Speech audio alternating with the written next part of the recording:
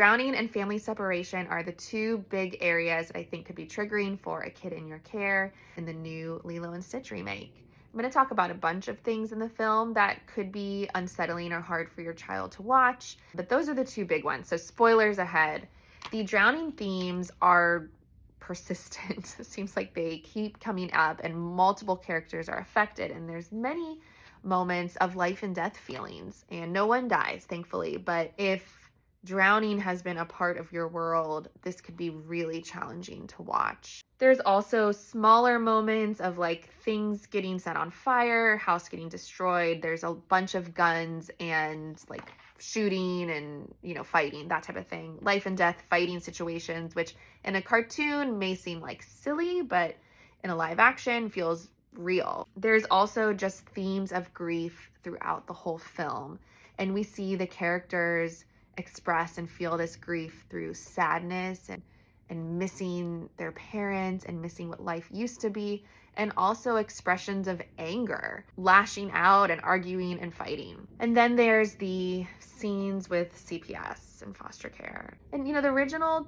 had this as a theme as well, but that movie ended with that family changing the circumstances and coming together and staying together. And this film does not do that. The community is there throughout the film. I would have loved to see them step in a more meaningful way, such as the neighbor offering to babysit, inviting Lilo over for dinner, or helping with transportation, when the cars break down or have trouble.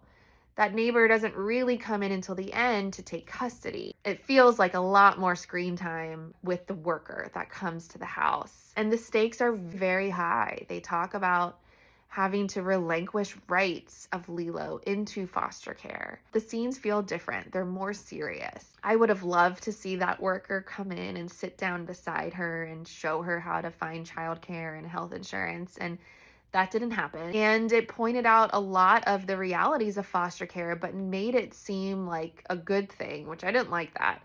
Like, for example, the worker says, hey, if you relinquish rights, Lilo can get health insurance and foster care. That's all taken care of. They made it sound like it was such a great thing. Even though right now she's with the neighbor, we know that may not last. And there's so much more complexities with that. And also, like, why aren't we just helping kids and families stay together now? Like, why do they have to enter foster care to get that health insurance? There's a lot more conversation about those themes and foster care and family separation, and especially as it relates to Indigenous families. So it's a lot to consider. And if your family or the kid in your care has experienced any of these types of things, you may not want to take them. You may want to watch ahead of time, screen it at home, or maybe just skip this one entirely.